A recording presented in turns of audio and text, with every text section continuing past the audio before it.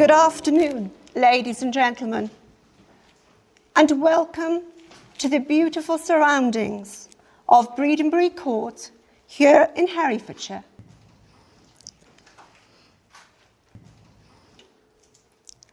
So I now ask, who brings Bethan to be married to Rhys? I do.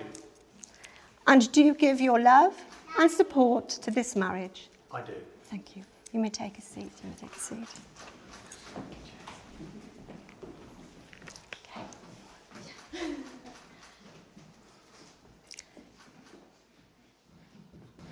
My name is Elizabeth Jones, and as Deputy Superintendent Registrar, it is my pleasure to be here today to conduct the marriage ceremony.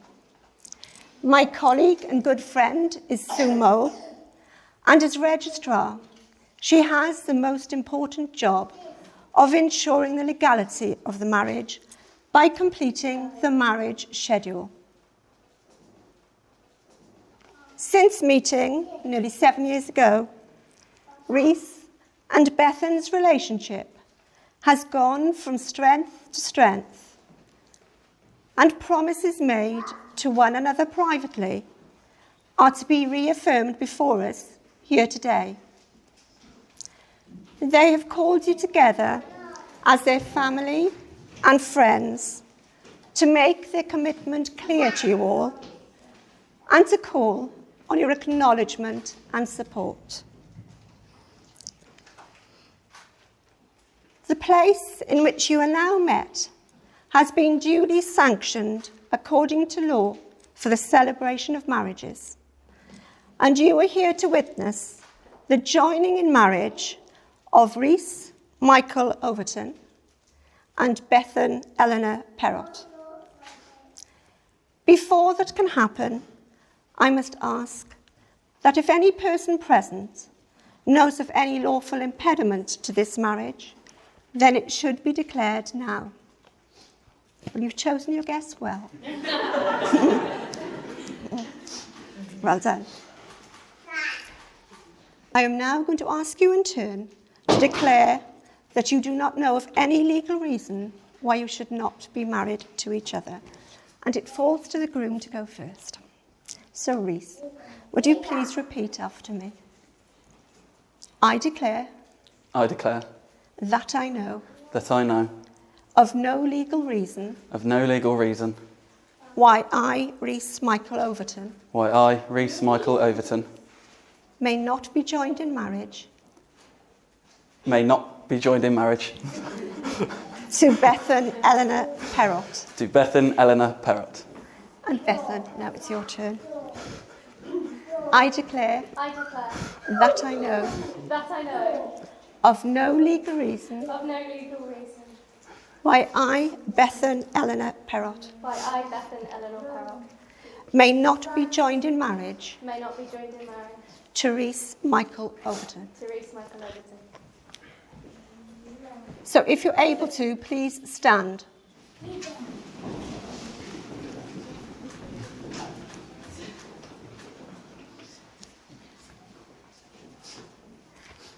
Let us pause for a moment on this special day and think about Rhys and Bethan and the love they have for each other. Reflect on what they both mean to you as a family member or friend, and turn those thoughts into wishing them a very happy future together with your ongoing love and support. So would you please turn to face each other and hold hands? You all right? Good. I have a lot of dress. Good to see.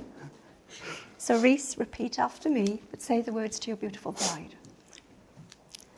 I call upon these persons here present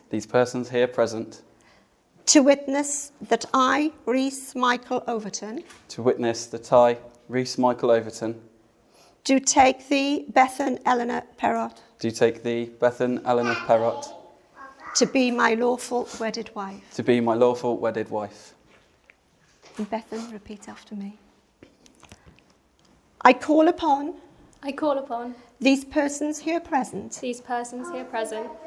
to witness that I, Bethan Eleanor Perrott, do take thee, Rhys Michael Overton,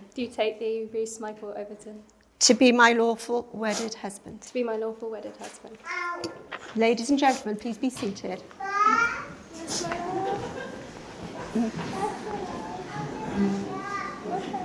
Come on.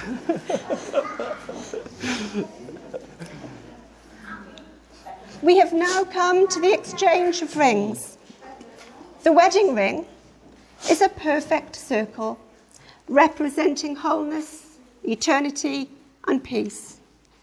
For centuries, the giving and receiving of a ring has been the outward sign of the vows and promises couples have made to one another on their wedding day, as it symbolises unending and everlasting love, and is a tradition which Rhys and Bethan wish to follow here today.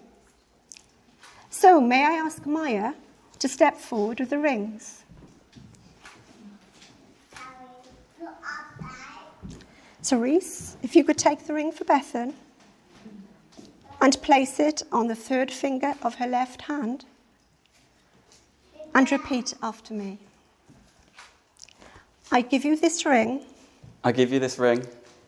As a symbol of our love for each other. As a symbol of our love for each other. And of our future married life. And of our future married life. I promise to care for you. I promise to care for you. With love and friendship. With love and friendship. To support and comfort you. To support and comfort you. Through good times. Through good times. And through troubled times. And through troubled times. To respect and cherish you. To respect and cherish you. And to be faithful always. And to be faithful always. These promises I make to you. These promises I make to you. For the rest of my life. For the rest of my life. You may put the ring on the finger. Perfect. And Bethan, if you could take the ring for Rhys and place it on the third finger of his left hand and repeat after me. I give you this ring. I give you this ring. As a symbol of our love for each other. As a symbol of our love for each other. And of our future married life. And of our future married life. I promise to care for you. I promise to care for you. With love and friendship. With love and friendship. To support and comfort you. To support and comfort you. Through good times. Through good times. And through troubled times. And through troubled times. To respect and cherish you. To respect and cherish you. To respect and cherish you. And to be faithful always. And to be faithful always. These promises I make to you. These promises I make to you. For the rest of my life. For the rest of my life. And you may put the ring. Thank you, Maya. Thank you, Maya. Rhys and Bethan, you have made a statement to those around you of the relationship you wish to cherish and share. The declarations you have made are the ones prescribed by law, as you have made a solemn and binding contract with each other in the presence of your witnesses, families, guests, and the Registrar of Marriages. It now gives me great pleasure to be able to announce that you are now husband and wife.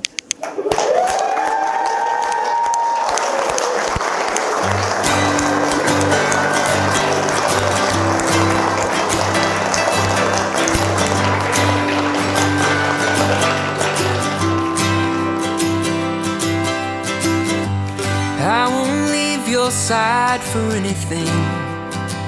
What would be the point? I'm with you through and through. What I was looking for was everything. As the father of this gorgeous bride, Bethan, gosh, don't she look beautiful? It's both an honour and a privilege to stand here. I don't need that too loud, do I? Stand here before you today on this joyous occasion. Firstly, let me say that today is truly a special day. Not only because my daughter Bethan is marrying the love of her life, Rhys, but also because of the first, and likely the last time, anybody is going to ask me to make a speech. So let's try and make it a good one, shall we? Now, they say daughters often marry men similar to their fathers. What are you looking like that for, darling? Just kidding, Reese. You're an absolute gem. And we couldn't be happier to welcome you into our family. Although I must warn you, you might regret it when you hear Bethan singing country music in the shower. But still, good luck with that. Later, we've got karaoke. Yeah, right. As I stand here, reflecting on Bethan's journey to this special day, I can't help but think of all the memories we've shared together. From the first steps, very early, we even had to buy special shoes to fit her small feet. God, what an expense. To her first day at school, proudly holding her book bag. She's always been a source of joy and pride in our lives. It's been a privilege to see her grow in confidence over the years, and I feel so lucky to have a caring and thoughtful and generous daughter. Obviously, she's my first. Then along came second, April. Although April's very different, your love for her and care for her over the years has been beautiful to watch. You'll always be her older sister, and I know how much she looks up to you. From choreographing dances together and forcing everybody to watch. We might even see one tonight. Who remembers S Club 7? We all know it now. To falling asleep together in the evenings. Your love and guidance to her is a testament to your huge heart and the endless love you give to all those close to you. Bethan, my dear daughter, you've grown into an incredible woman. And I couldn't be more proud of the person you've become. Any good father of bride speech should end some wise words about marriage. And I have a few specifically my new son-in-law, Reese. Poor lad. It's only when you reach my age that you realise what it means to go home at night to a woman who respects, who gives you respect, tenderness and affection. What that means, you're in the wrong house. So careful you go to the right one. But in all seriousness, the more you invest in a marriage, the more valuable it becomes. Newlyweds become old weds, and old weds are the reason that families work. A successful marriage requires falling in love many times, always for the same person. A toast to Bethan and Reese. May your love continue to grow stronger with each passing day, and may your journey together be filled with laughter, joy, and endless love. Here's to a life of happiness. Cheers, Bethan and Reese. You're the reason I believe that honey love is a ringing bell.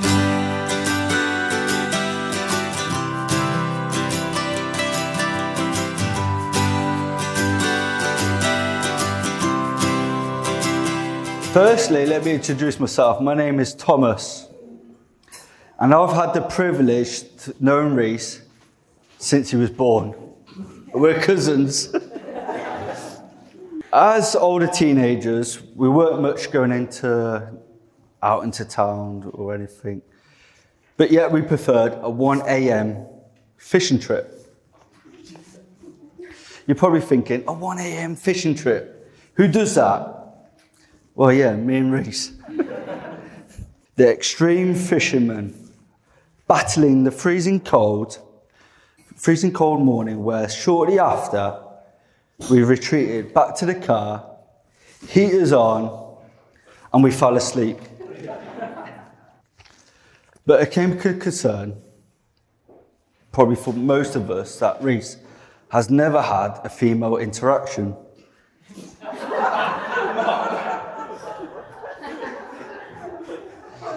So we started hitting the clubs, where we would pre-drink at his mum's house, drink her Baileys. Malibu's. Hang on, yeah, I've got Malibu here. Where we drink her Malibu and then fill it up with water, thinking that she wouldn't find out. So me and Reese decided it was time for us to go on a little lads' holiday to Greece.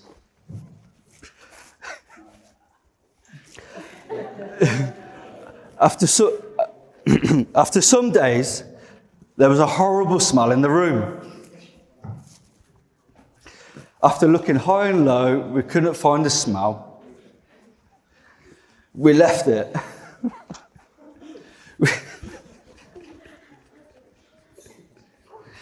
A few days passed. We was lying in bed. Reese was like, Thomas. He reaches round underneath his bed and pulls out a bowl of sick. It literally sat there for at least a good 5 days, and it stunk the room out.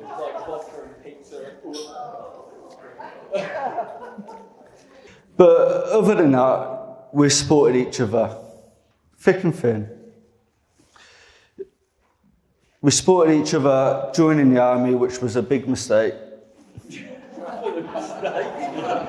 It's a big mistake. But Reese, I'm grateful for the support, the fun we had, and how proud I'm sorry. My best friend.